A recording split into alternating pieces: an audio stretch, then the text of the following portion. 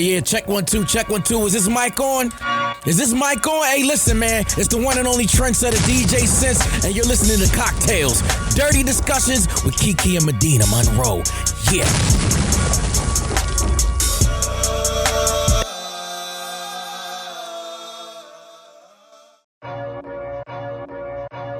Yeah, check 1 2, check 1 2. Is this mic on? Is this mic on? Hey, listen, man. It's the one and only trendsetter DJ Sense, and you're listening to CockTales. Dirty discussions with Kiki and Medina Monroe. Yeah. Today's cocktail is called the Green-Eyed Player. The ingredients you will need today are some gin, some mint liqueur, and some Angostura. Oh, and some ice. So this is how we're gonna make it. So we're going to put some ice in our cocktail shaker. I was trying to be cute with these little tongs. There we go, that should be enough. So 2 parts gin. I almost never know what that means. So I'm just gonna make it 2 ounces of gin. And use whatever gin you want. I bought this bottle because I liked the way that it looked. It was super blue. That might have been 4 ounces, y'all, but it was a rough day. So 2 parts gin, 1 part mint liqueur. I hope this is tasty. It's smelling really minty. We are going to put 3 dashes of Angostura. That might have been more than 3. And then to make this actually green, I'm gonna put a little dash of highly concentrated lime juice because I couldn't find a green mint liqueur. So we're gonna shake. Shake it till it gets real frosty.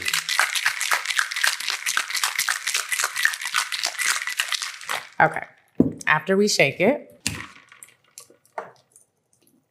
we're gonna strain it into our cocktail glass. This drink should definitely be green. It's not, so we'll put a little bit more. The hazel-eyed player. Let's taste it though, to see how it tastes, because I'm scared.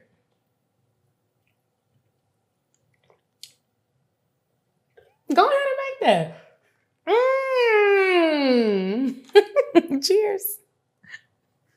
I have never had mint liqueur before, so if you taste this drink and you feel like you just sucked on a peppermint and you don't like it, it's okay. It's okay. It's an intense flavor. Welcome back to CockTales Dirty Discussions, you guys. Hey, y'all. How are you today? I'm doing really good. I just had an overall really great day. Like my spirit was in a good mood. I wasn't around complainers. I didn't complain. Y'all know I just got my real estate license. I'm a new real estate baddie, and I had a meeting today at Keller Williams and learned just so much information.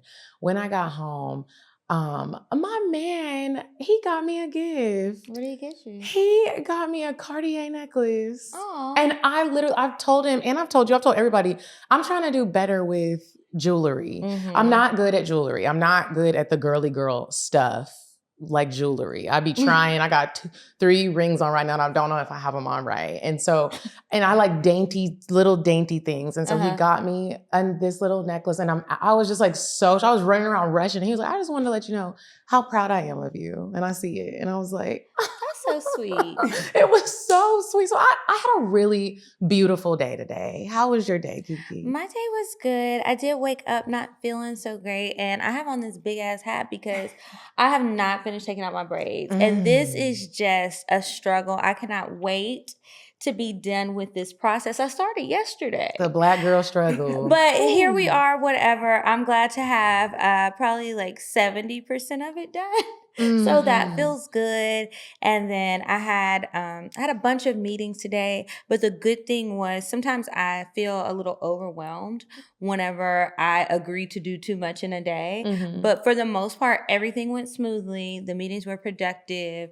Good opportunities, good things. So it was a pretty good day. I wonder if that means there's something going on in the stars. I don't know. I haven't checked on those stars in quite some time. I haven't either. We need to check. I'm not religiously into astrology. I do find it interesting, but yeah, I haven't checked Who knows? Have to check and see like what the horoscope or what was going on this week if it matches. Anyway, yeah, that's what I've been up to. So this week we have a guest, and y'all know we got to sometimes bring in some holistic people so that we can make sure y'all's vaginas are being taken care of, your orgasming, you're not working too hard. I just tasted the drink. Sorry. Oh my God. Is it minty? Is it minty? This tastes like double mint. Taste this one because Selima's not going to drink. Okay, let's see. Ooh, I'm scared. I think the greener it is, the more minty it is. Okay, this one is the bitters. Is it the bitters? So is bitters minty? Bitters is bitter. Mint is. So, it said 3 dashes of. So the Angostura bitters, I could be wrong, but I think it has something to do with like orange peels or something. Or maybe I think it does because it did say orange. Okay, y'all, we're not actual bartenders, and when I was a bartender, I worked in all ratchet places. They was ordering Hennessy and Coke. So, yeah. You know what though? I bet if you took this same drink and added some sort of sparkling wine to it, it would be really good. You're probably right. I think if it was carbonated, even just like this, it would be better. Sometimes, you got a strong drink, you need to have a little bubble. And just add a little club soda. A little ice. Yeah. Yeah, y'all might It just was shocking to my nose. That's why I had to give you a heads up. I'm glad you did, so I didn't take a big gulp. Sorry. Just derailed that whole thing. Okay. So this episode will be somewhat holistic. We have Selima, the CEO of iWilla Remedy. Hello. Hi. How are you today? I'm good. I kind of took an easy day to prepare for now. So I feel good. So just a little background information. I met Selima because she hosted a workshop that was put on by Paradise and Vibe. It was actually a tea party. Kiki, you came. And she taught I thought it was very interesting to learn about what you put in your body and how that can affect how you orgasm and just your whole sexual health. And so since we talk about sex, all angles of it, y'all gonna get a little education today. So Selima, you teach adults how to get healthy naturally while addressing the emotional root cause of pain, right? That's correct. Before we play our game, I'm curious, tell people what that even means. Okay, that's a great question. We really have to think about, we can zoom out and think, and science is catching up with this in the sense that your body responds physiologically to every thought you think. And like 60,000 thoughts a day, most of them are highly repetitive. They're worrisome, we're anxious, we're stressed out. It's not typically strongly positive thoughts, the majority of our thoughts. And if our body's responding, then that means the more negative thoughts that we think, whatever the source may be, it really doesn't matter. The body is responding, and that response is eventually going to turn into some kind of physical manifestation. It has no other place to go other than to express itself in our physical bodies. And so when I'm thinking about healing, when I'm supporting people, yes, we do all of the things physically, talking about diet, talking about exercise, of course, incorporating herbal medicine, since that's largely my practice. But we also have to get to the heart of the issue. Why is this expressing itself in the body in this way? And what's that emotional, mental tension that needed a place to go? So that's the holistic approach where it's like we really have to address everything, mind, body, spirit, in our internal environment if we want to have a healthy external environment. Are there ever any like thoughts that people are having, negative thoughts or positive thoughts that they're having that end up manifesting in their body that are directly correlated? Yeah, what's interesting about that is that modern medicine is the outlier in not making those connections very clear for people, that the body speaks what the mind is speaking. So traditional Chinese medicine, Ayurveda, even our African-American healing practices, everyone makes the connection that our pains are related to our mental activities. So there are very clear distinctions where we think about grief. We hold grief in our lungs. We hold grief. This is also the heart chakra.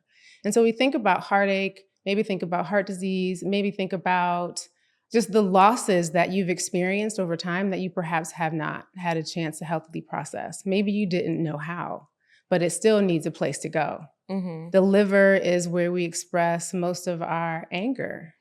Really? So if we're suppressing our anger, and we are taught not to express anger in healthy ways. So that energy needs expression. And sometimes we see it's an old term in herbalism called biliousness, and it's related to the liver health. And so What's we can the see name again? biliousness. Biliousness. Okay. But it means like agitated, angry, frustrated, and like easily angered. But that's coming from a place that's inside, you know? So it's like people need, the body is a masterful messenger, just communicating what we're feeling inside.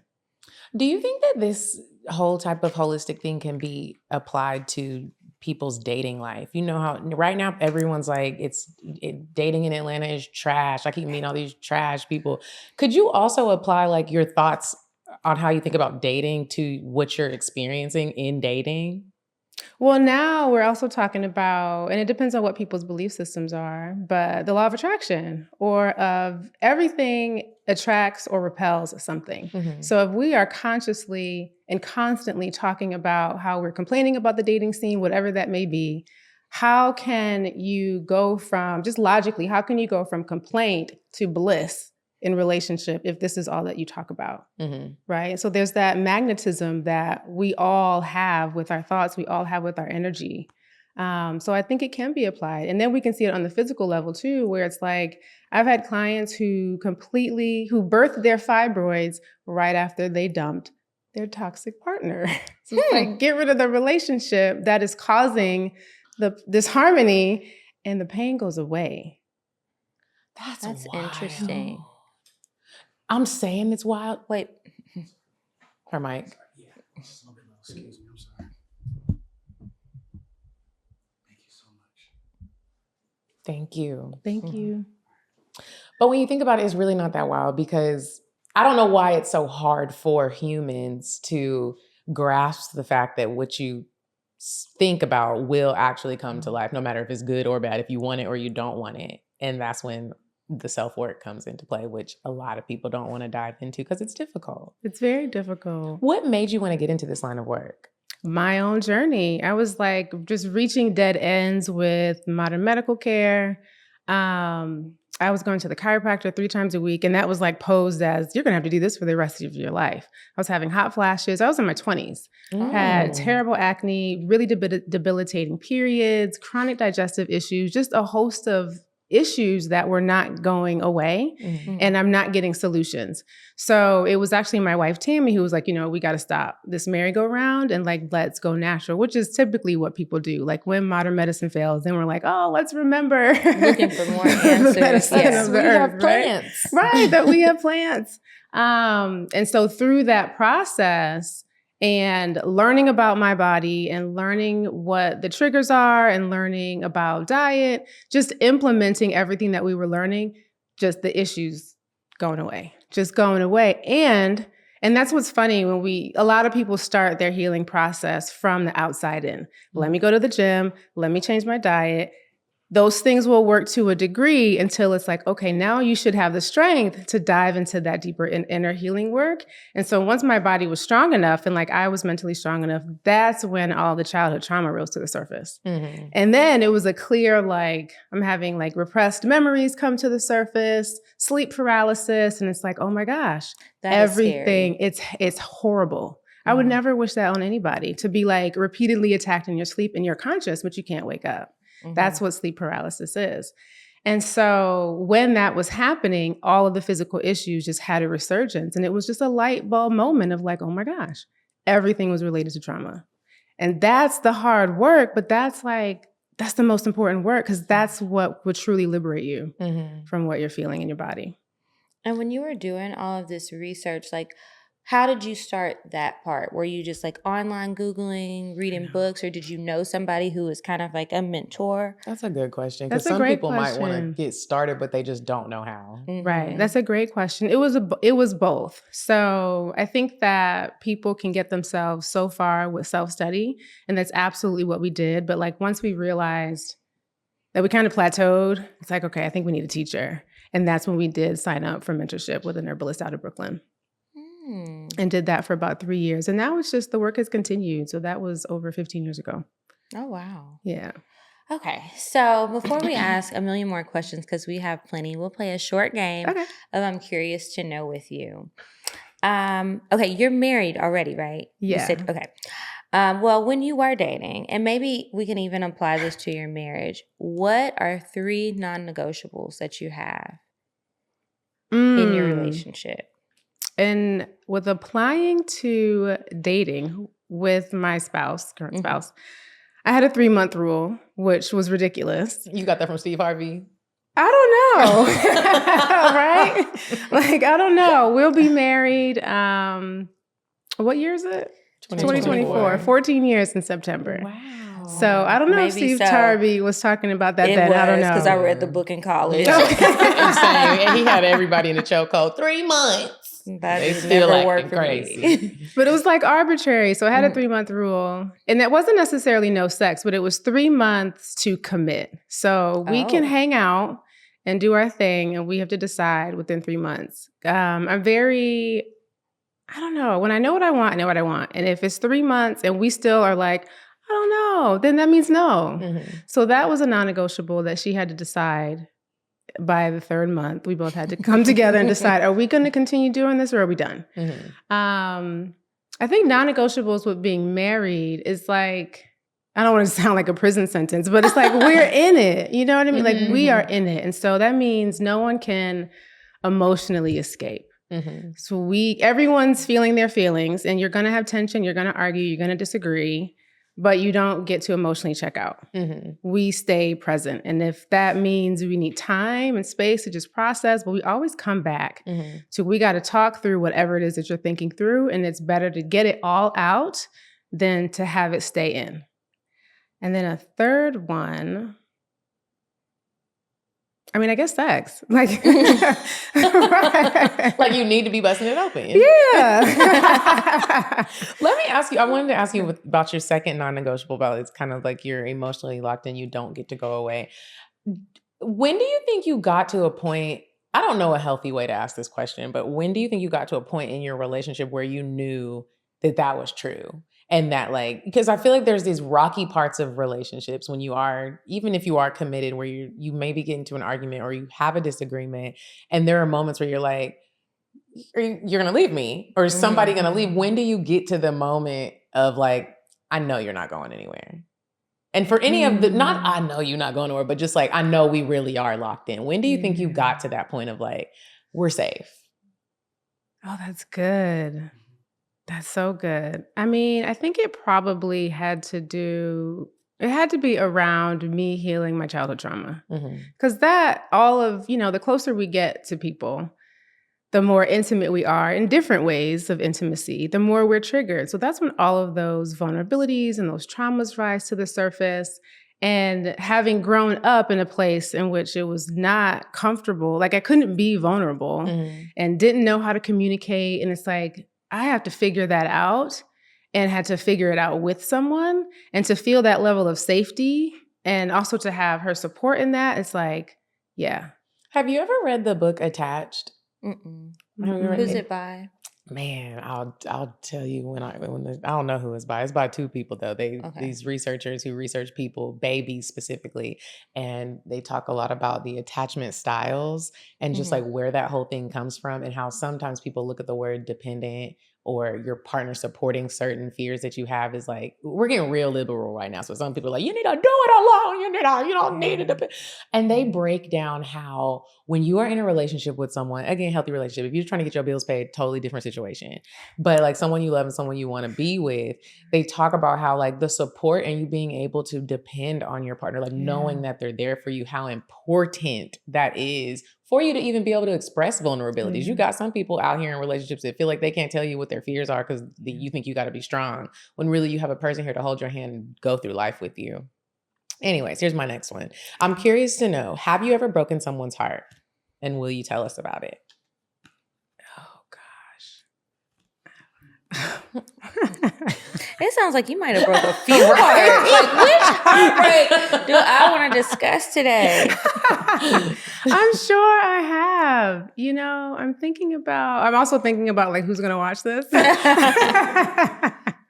So I'm like, I might need to delete some people from the email list when we send it out. But I'm actually thinking about high school. And And there was a guy who expressed interest in me and so sweet and gave me like, we didn't do mixtapes back then, but like gave me a CD, but like wrote, favorite songs and like all those things. It was so sweet. That's so sweet. But with people don't know the environment I was in, I was like my ability to receive that was like, no way. Absolutely not. So definitely that moment in high school. Heartbroken. Yeah, we didn't repair the friendship after that. Yeah. Maybe as adults, like now it's like, okay, hey. But I think people also probably think like, oh, well, it must have been like her sexuality. Now she's with a woman, so it wasn't me. It's like, I don't know. Yeah. I'm like, I don't know if it was that. It just wasn't. Sometimes it just ain't it. Yeah. Okay. This is my last one. What was your most memorable date and why? I always love that question. Partially because I want to steal some ideas. Date. I can't pinpoint one. Okay. So we have a 9-year-old, but prior to having Niles, like, who's our son, Tammy and I were single together for 7 years. So it was 7 years of like dating, of like being together and really getting to know one another and like not parenting together, but like dreaming together, healing together. And it's like, it's the whole trajectory of that. So I can't pinpoint one because we also spent a lot of time just like being out and about because you're different. It's different when you have a child. Your ability to just like, walk the streets of Brooklyn is a little bit different. You got a baby screaming and crying. Me? What makes the dates different, or how are your dates different now that you have a child and an older child that's not just like a little baby that's gonna go to sleep? Yeah, it's much easier now. And I can honestly say we probably have not been on a date in a while. We really love our family unit. I would say when Niles was younger, baby, toddler, certainly, we were spending a lot of time out of the house with babysitters. That's a tough age. And you just like need a break from the screaming and throwing juice. I've just left being with my nieces and nephews. And just sometimes just randomly just scream. I was like, I'm going home. And I love them. I do. It was just a long time of just like, toddlers are like little crackheads. Yeah. And you can't, they don't know no better. Like they just doing what they do. They have so much emotion. Yeah, like they have so much emotion, but don't have the words or even like the autonomy in their body to express it. So there's so much frustration. So we escaped a lot when he was a toddler, but now it's like family time. Like we don't necessarily feel like we need to escape him anymore. So we work together too. So it's like, we're always together. We're literally always together. I love that. Okay, here's my last one. I'm curious to know, what's your relationship like with your parents? Oh, gosh. Oh, that's good. We love this. Kiki and I, we made this game. We curated a bunch of questions, a variety of questions, so that people, when they're dating, you can really like get to know who you're. It doesn't have to be a serious relationship, or it can be. But a lot of times we've realized that out here in the field, people aren't getting to know each other. You're not asking people questions like, what's your relationship with your parents like? If someone answers that question, you might know why he doesn't open your door. Yeah. Or, people have a hard time just bringing up questions, and it helps you get to it a little quicker than like waiting for a natural moment in a conversation for it to come up. Yeah, no, I love it. Again, it's back to like, who's going to watch this? So now it's repairing, I would say. So there was definitely a period in time in which I did not speak to my father, probably like 8 years. Now just different circumstances. I've seen him twice this year. It's okay. But we're still not necessarily like communicating over the phone, and not that there was much ever to say anyway over the phone. So that's not abnormal. And then with my mother, it's good. We speak every couple of weeks. It'll just always be a little bit challenging because I'm the one who healed. who's like exposed, who has exposed like very openly, and I talk about it very openly, like this was the household environment that we grew up in, and this is how it impacted me, and this is why I do the work that I do. But I think that that's always going to be something that's like somebody's offended by it. Yeah, but and it's also this like dynamic where you don't really talk about those things. Yeah, like I'm like, I do, but you need willing participants in a conversation. Mm-hmm. So I'm not saying that they're not willing. It's just that's not our dynamic. Mm-hmm. Okay. Well, we are going to take a quick break and move on to weird sex really quick, and then we'll be back. You said a man is not a necessity, a man is a luxury. Like dessert. Yeah. A man is absolutely not a necessity. Did you mean that to sound mean and bitter? Oh, not at all. I adore dessert. I love men. I think men are the coolest. But you don't really need them to live. So this week's Weird Sex, it's a short one because we really want to talk to you as much as possible. But I was watching Sex Sent Me to the ER. Have you ever seen that show? I've seen it. So this particular one, I thought about you and all of this running you've been doing lately, and you joined the run club and all that. And it's funny because people keep trying to get me to join, and I'm like, I don't know about me and this foot. We'll see. Maybe in a month or two. Anyway, there was a couple who decided to do this run together, and it was like a race type of thing, and they were giving awards out, and it was a zombie run. So along the run, they had these different zombies on the route who were like chasing after people.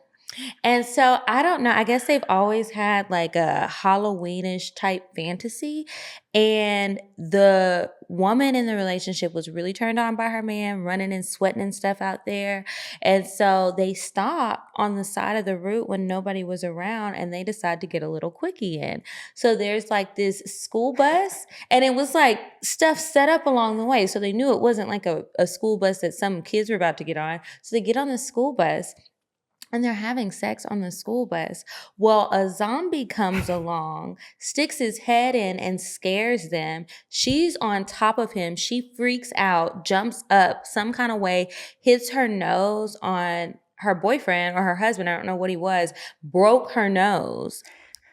So she's like bleeding, and he's like, oh my God, are you okay? Are you okay? Like, we need to get back to our stuff. We need to go to the hospital. Like, your nose could be broken. She still wanted to finish the race because she wanted to get the award and like have something to show for them doing this run, however long it was. And he was like, no, we need to go to the damn ER. What is wrong with you? And so they did not finish the race, thank goodness. And they went to the hospital, and her nose was very much broken, but they were able to, fix it. She didn't have any lasting damage. But I just thought that was so crazy. So for the next couple of weeks, I saw a bunch of episodes. We're going to be getting some Sex Sent Me to the ER stories for weird sex. Do they still play current episodes of that show, or is it reruns? I'm not sure. I was watching it on Prime. So they were old, but I don't know if they make new ones. If they don't, they should. I want some more. Selima, do you watch TV? I feel like holistic people don't be watching TV. Y'all be in there Not eating a lot. apples. I know. I am, right? No, I don't watch a lot of TV. Okay. I did just finish Bridgerton season 3. Okay. I wanted to get into Bridgerton love it. so bad. I don't know why I can't get into it. Maybe I'll try again. And then I just restarted Queen Charlotte because I really like the Queen. Oh, yeah. In both of those shows. I just restarted that. And then sometimes we'll find a show that's like appropriate for the whole family to watch. But Tammy watches TV more than I do. I love little TV this year.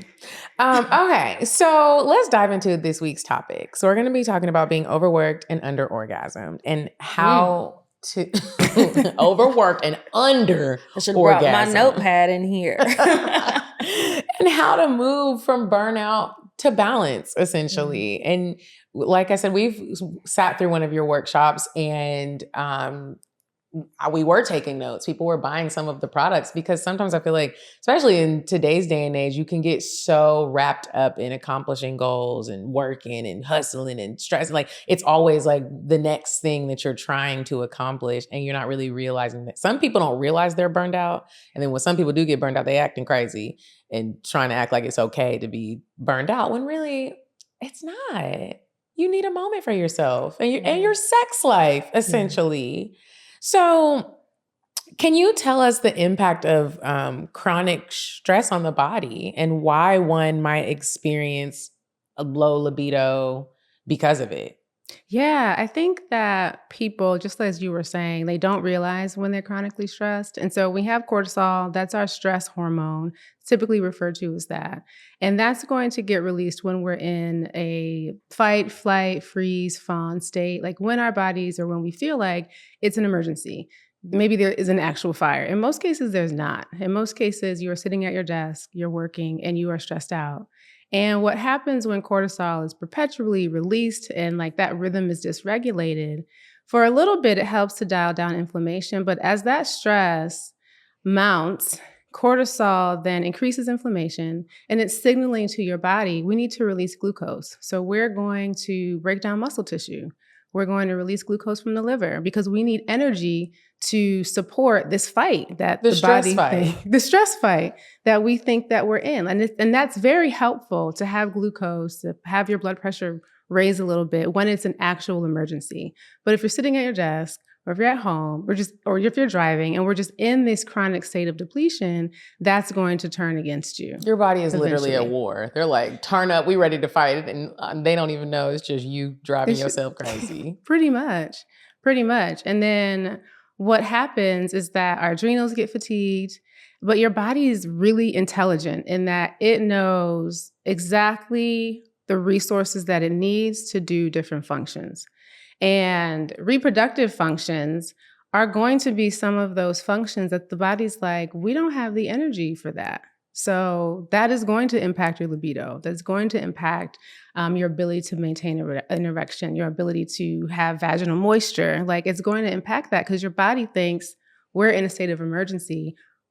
This is not time to reproduce. This is not time to have sex and orgasm. You don't have the resources. Here she go again. You don't have the resources for that. So it's not going to be able to do that. And then people also have to think as well, like, where is your mind? Like, where's your mind? If you're constantly thinking about stress, there's no mental spaciousness to think about pleasure, to think about arousal, to think about your partner. Would you be able to give some examples to the people who don't realize when they're stressed and causing their body to be at war? Like, what do you think some signs of that are? So if somebody is listening to this, be like, this don't apply to me, but then maybe you don't realize it applies to you, but your pussy also dry and it just might. So like, what do you think are some key signs that someone needs to be like, oh, okay, I'm stressed? Lack of sleep. That could be increasing or decreased appetite.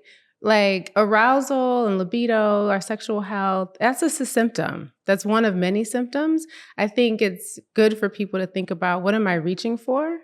What are my behaviors? Like you really have to observe yourself. Are we reaching for the chips? Are we reaching for water? Are we reaching for the thing that's going to help numb us from whatever it is that we're feeling? Because I think that's a really big signal that we're avoiding something that needs to be contended with. I think racing mind, any digestive upset, if we have increased inflammation, that's going to start in our guts, but that's going to radiate everywhere. It's going to radiate everywhere. But I think there's a lot of symptoms. I think that people just really have to be willing to pay attention to their life and to their own behaviors. Why do you think people don't want to do that?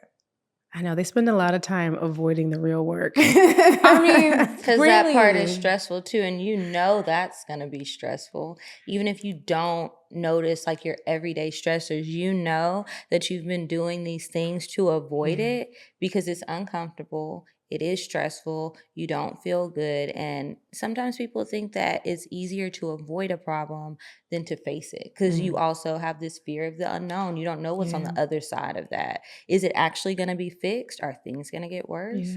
You know, stuff like that. It's just anything when you're fearful, you just don't know. And I know, like, I'll say for me, as far as like not realizing when I'm overly stressed or burnt out, I notice that is what it is with me when I feel like, okay, everything is irritating me. Things that should not really make me this upset are making me this upset. I got to go lay down and figure out how to reset. But let me lay down, take a nap, a breather, a break from whatever.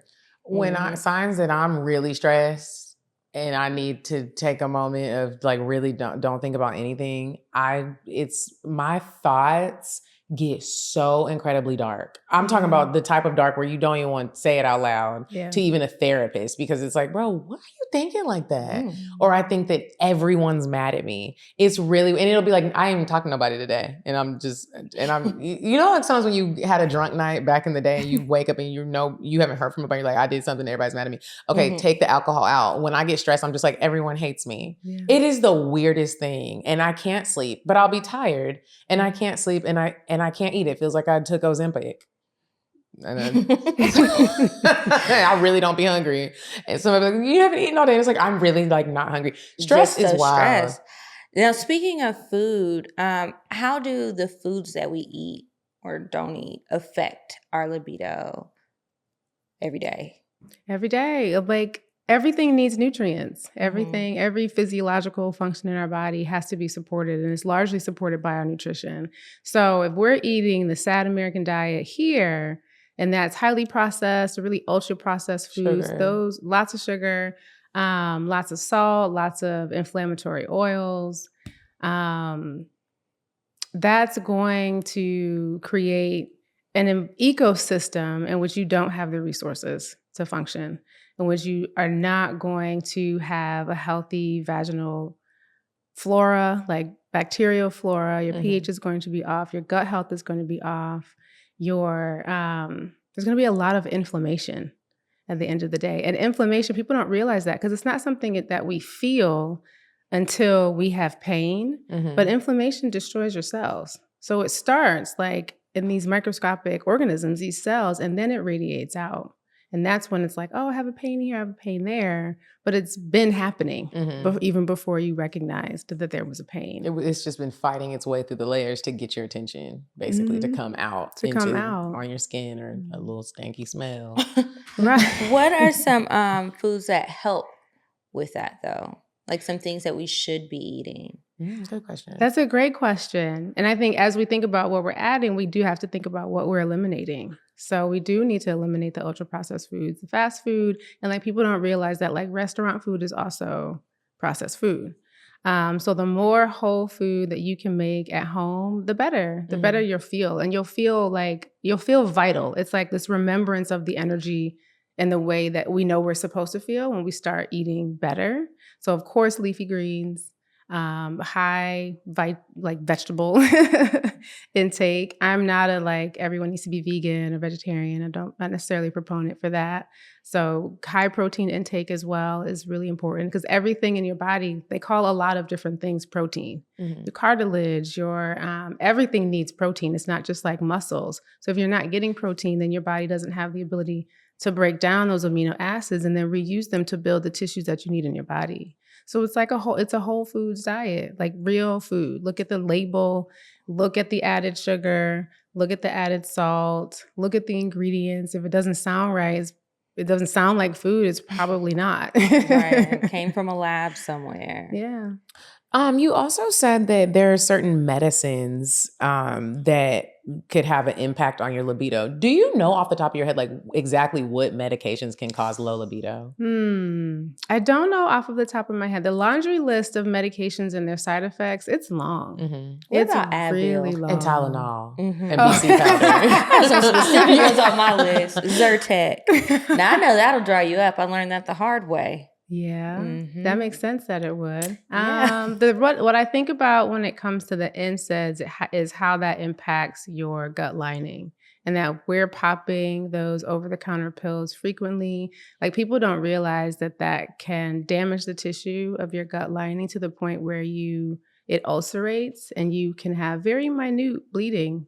Like you're bleeding. And that can turn into a hemorrhage, but like that could be one of the reasons why people experience anemia and they don't realize that they have this internal bleeding going on. It can be so minute that you don't recognize it. You also talk about environmental toxins.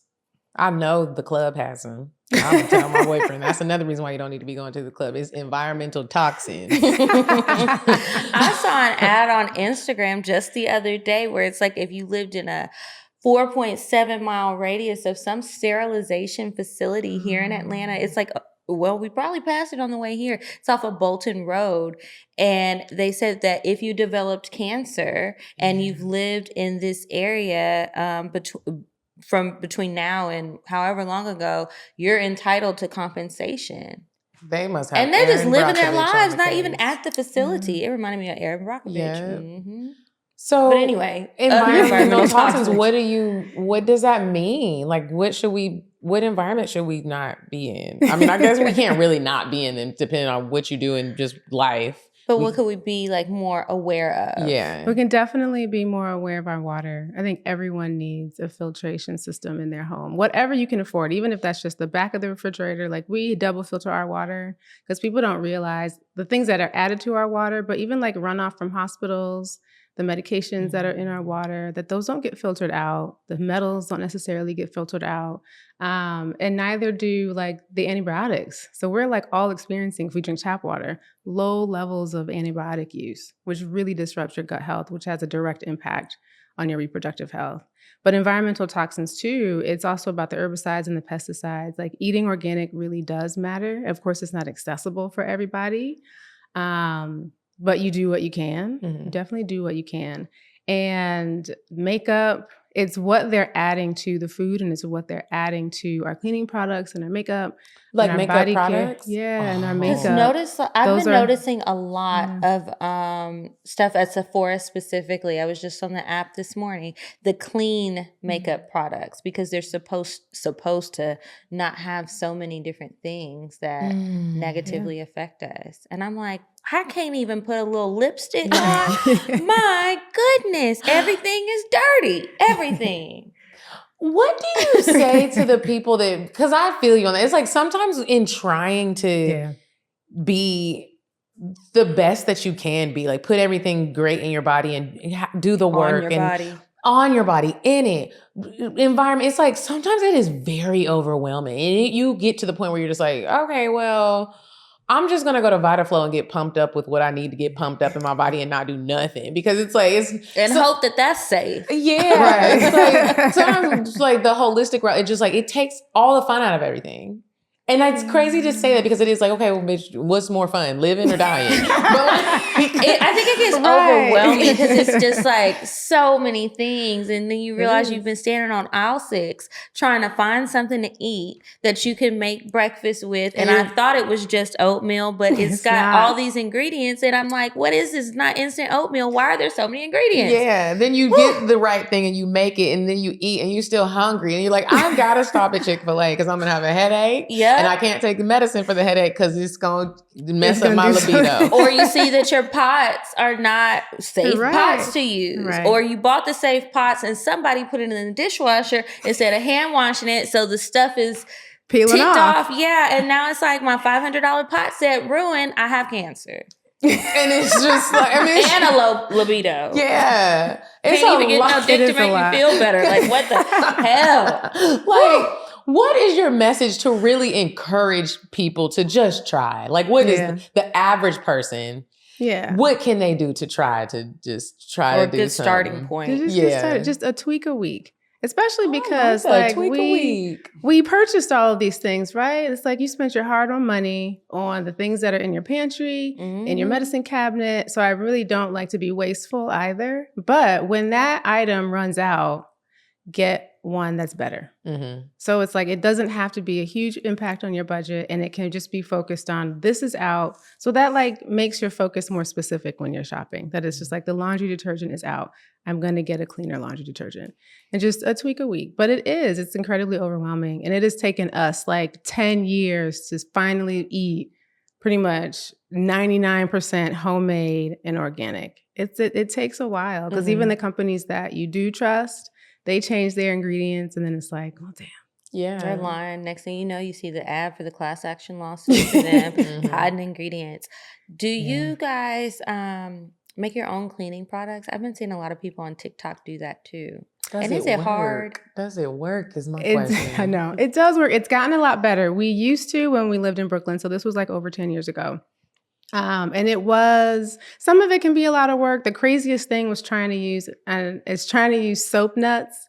Look it up. What? I know. It's soap nuts for laundry. Now that did not work. Okay. It was still stinky. You were like, no, This is not working. But a lot of the cleaning products are really simple because you can like save your orange peels, put the orange peels in a glass jar, top it off with vinegar, and that's a multi-purpose cleaning solution for your whole house. Mhm. And it's antimicrobial because the orange peel has antimicrobial. So it's like that actually is pretty easy. Laundry detergent can get a little tricky because of the types of washing machines that we have. And how we formulate that, it might mess up your washing machine. So do more research on that. I know. You don't want to mess that up. Mm-hmm. But the other cleaning products, you can really simplify. You can use Castile soap for like almost everything too. Mm-hmm. I've made a few things, but I didn't do it because I was trying to be clean. Sadly, I like the smell of the chemicals, so I know it's clean. I need to smell a little bleach, a little Clorox in there. a little fabulous. Just to feel like it's clean. It feels for pine saw. I was using pine saw this morning. You can and make it's your like, own. Out of Out what? of pine. And now, And see, it pine- sounds like I'm going to be doing a lot of heavy work there. No, same process. And like pines are evergreen. Mm-hmm. Grab the pine, chop it up into smaller pieces, fill a jar, like a good sized jar with pine, top it off with vinegar. like a pine cone or the No, pine? the pine needles. The needles, The pine okay. needles. That is pine saw. So until get pine water saw and the pine needles and just let it sit for a few days. vinegar. Oh. Vinegar. So pine and vinegar. Pine and vinegar. And you're Now- saying it'll smell like pine saw? It will smell like pine. I'm gonna try it. Now, next time I see a pine tree, Yeah. I'm going to get me some pine needles. And I'll see what'll happen. But I did buy the 2-pack from Costco. So it's going to be a You gotta while before I utilize need it. that. Yeah. Apple cider vinegar or white vinegar? White vinegar for your cleaning products, apple cider vinegar for anything that you're ingesting. Okay. Yeah. Mhm. Okay. And before we move on to Indecisive Diane, I did want to just go around and starting with you, Selima, if any of our listeners are experiencing any stress right now, what is a self-care routine that you have incorporated in your life that helps you de-stress? So many. Meditation. You know, people feel some sort of way about hearing the word meditation, and maybe they feel like it's played out. But I'm like, all of our teachings talk about some, like our ancient teachings talk about some form of meditation, and all it is learning how to train your mind, learning how to focus your mind so that it's not controlling you. So some form of meditation, mindfulness. I meditate every day.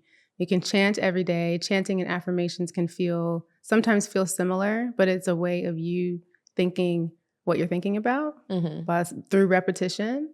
I love spiritual baths. I love taking baths because I feel like water cleanses. It's the most cleansing element. So taking a bath, you can take it with plants, you can take it with Epsom salt, you can just get in the water. Going outside, people really underestimate the power of nature and like how it can really transform our energy and lighten it and just like lift all of the burdens away. And the earth can handle it. Maybe journaling.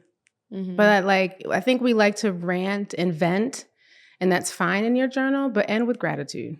Change the direction of that. Well, you get everything out that you need to get out, outward process, but change the direction and go into gratitude. Yeah, don't just sit down in your journal and start talking about people's wigs. It's not a burn book.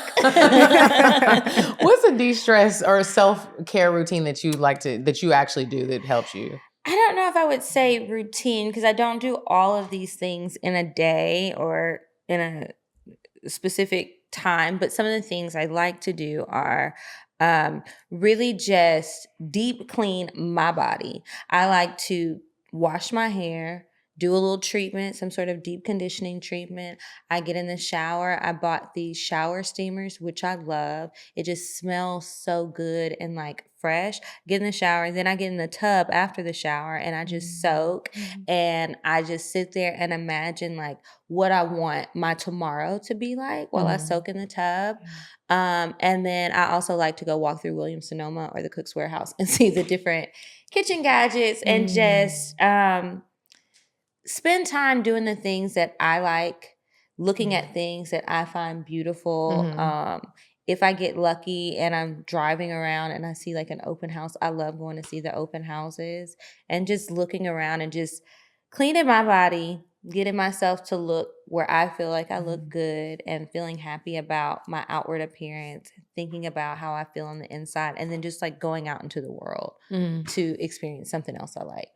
One of my things is a massage. That is, I don't do it all the time, but I make sure that I keep a membership at the place that I go to so that I just always have them on deck. If I'm really stressed, I'll be like, I just need to stop everything I'm doing and I'm going to get a massage. But then another thing, if I'm not going to get a massage, is I love animals. And just like you were talking about nature, and people really don't realize how much nature can help you.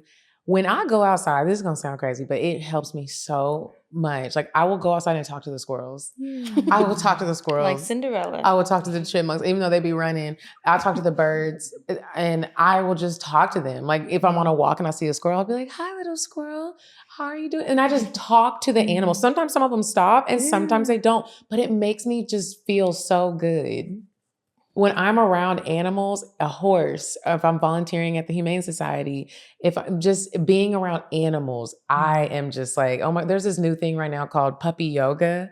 They don't have it in Atlanta yet. Kiki, What is that? I just recently got a dog in December and we do everything together. They won't let her in Williams-Sonoma, but it's called puppy yoga. I'm gonna send you something. They don't have it in Atlanta yet. They have it in New York. They have it in certain cities. And basically you're doing just a mild yoga and they have different breeds that will be there. So it might be a Cocker Spaniel breed or little pugs. Oh, you don't bring your own dog. You don't bring your own. So like the goat yoga. It's kind of like the goat yoga, but it'll be all of the same breed. And they just let the puppies run. And it's like 20 puppies. And they just come up to you. They might take a nap in the corner of your leg.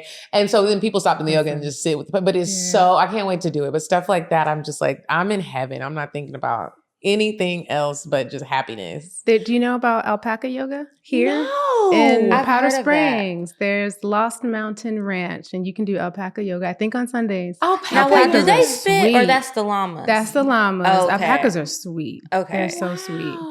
They're really soft. Day night. I like that idea. Okay, we're going to take a quick break, move on to Indecisive Diana. When we come back, we are going to share an advice letter, and Selima's going to help us give you some advice. Would you stop thinking about what everyone wants? Stop thinking about what I want. What he wants, what your parents want. What do you want? What do you want? It's not that simple. What do you want? What do you want? Hey, ladies and gentlemen, if you're listening, I have a very cute DIY at home date idea for you. So here's what you're gonna do. You've been to a paint and sip before, right? You paid for it. You sipped there. Make your own drink. Make a cocktail at home. Get a canvas. Get some colors. And paint your bae. And then let your bae paint you. You can do it Titanic style. Maybe do it a little naked, then get a little nasty afterwards. Bye.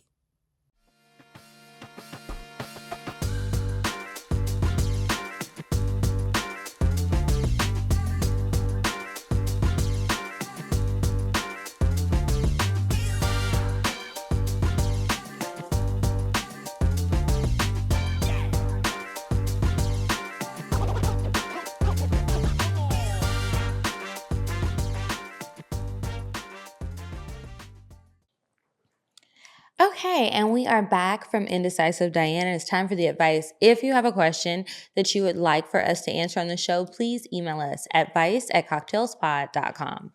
Okay, so this one says, hey ladies, I've been listening to you all for quite some time and I'm so proud of the growth in you both individually and with the podcast. Thank you. So I am getting married. I want to take sexy Polaroids. Congratulations.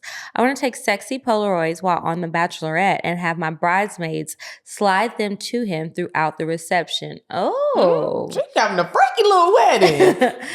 I know his reactions are going to be priceless, and I truly can't wait. However, I need help. When I try to look sexy, I look absolutely ridiculous. Any suggestions on posing and how to just make it seem natural? Any guidance is appreciated. Thank you, ladies. You have any advice to give her? Well, no. And I have a funny story around why I don't have advice. So Tammy and I did something similar. while we were dating, and I looked ridiculous. She had this huge scarf, this huge knit scarf. It was beautiful.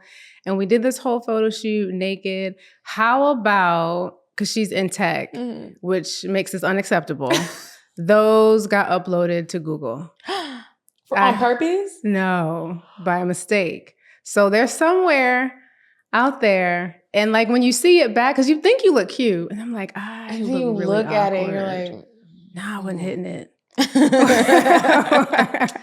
That's I don't know if I have any suggestions. Since it's at your wedding, I'm like, how racy do you want to be? Because what if a picture gets dropped? What if he leaves them at the table, the kids' table? Like, what if somebody leaves a picture in the bathroom? Not trying to scare you. Just, you're the queen of poses. I'm not really good at poses with clothes on because I was thinking that she didn't want to be too nasty. Like, I didn't think it was like that nasty. So I don't know. I think that you've got to ask yourself, when you say that you're not good at posing, is it the faces that you make or your actual body positions? If it's the faces, girl, just don't put your face in it. And no face, no case if it gets left somewhere.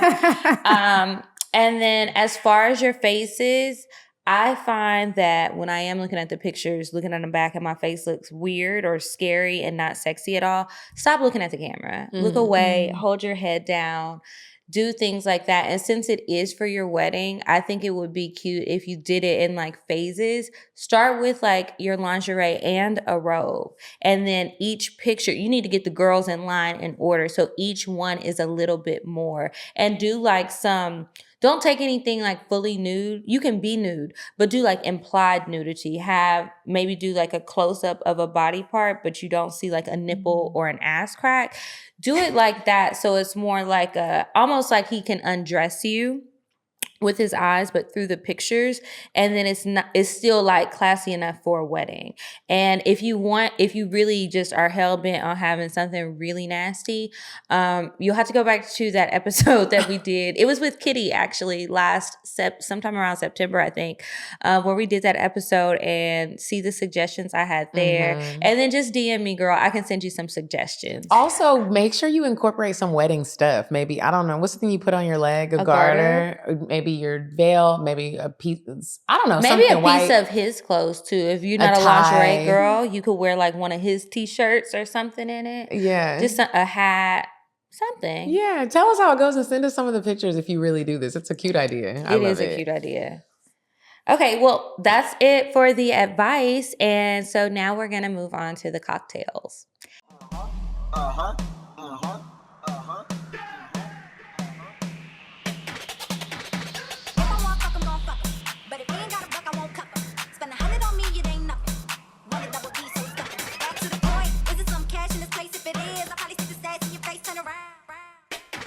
Once upon a time, not long ago, I was a hoe.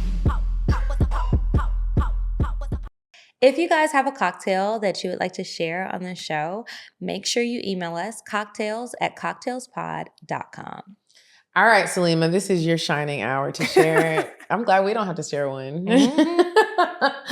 We are ready for your cocktail or fail, whatever it ends up being. It's a fail.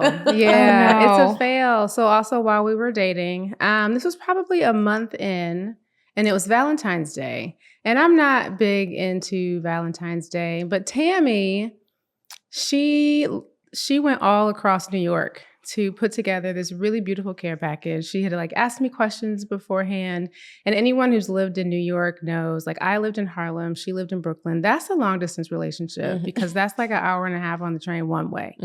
So already she's going through all this planning. At first I was not going to let her come over because I'm not into the day. And it was like a Wednesday and I was in grad school. So I'm like, I got to study or I got to write a paper. So finally I was like, okay, you can come over. She brought this beautiful care package. I used to swim laps, and her friend had kind of gassed her up and been like, oh, Selima's going to smell so nice for you. She's going to shower, and she's going to have on all of this perfume and all this stuff. She did know me well enough to know that I wasn't going to do that. But like, I did not shower, so I smelled like Lorraine. She brought me my favorite dessert, which was apple pie a la mode. I did not eat it. I put it in the refrigerator. So like, just because it's my favorite doesn't mean I want it right now. So I did not share it. And I only let her stay 1 hour. And I was like, okay, you got to go. And my signature goodbye was walk with a purpose. It's bad. You were focused. That baby was focused. So you got to Right? get on up, out of here. That's funny. Thank you so much, Selima, for joining us this week on CockTales.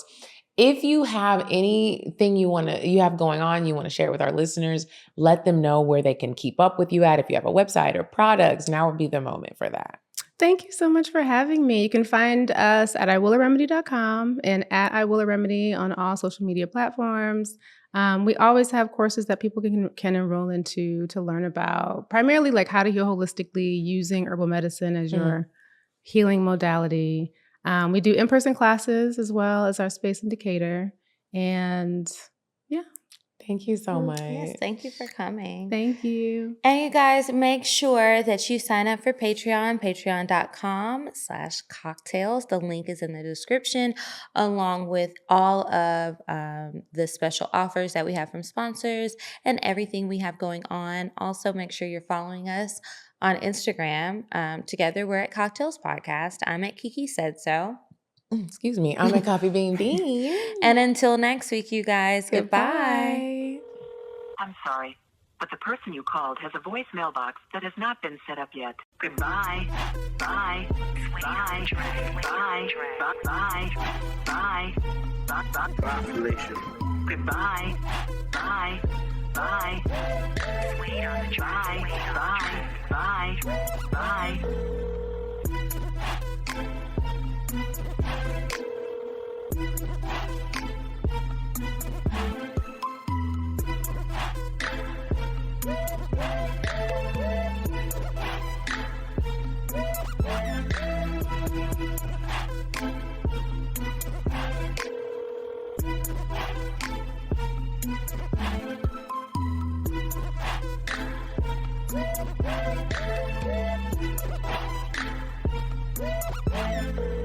Goodbye. Bye. Bye. Bye. Bye. Bye. Bye. Population. Goodbye. Bye. Bye. Bye. Bye. Bye. Bye. Wait on the track. I'm sorry, but the person you called has a voicemail box that has not been set up yet. Goodbye. Bye. Bye. Bye. Bye. Bye. Bye. Population. Goodbye.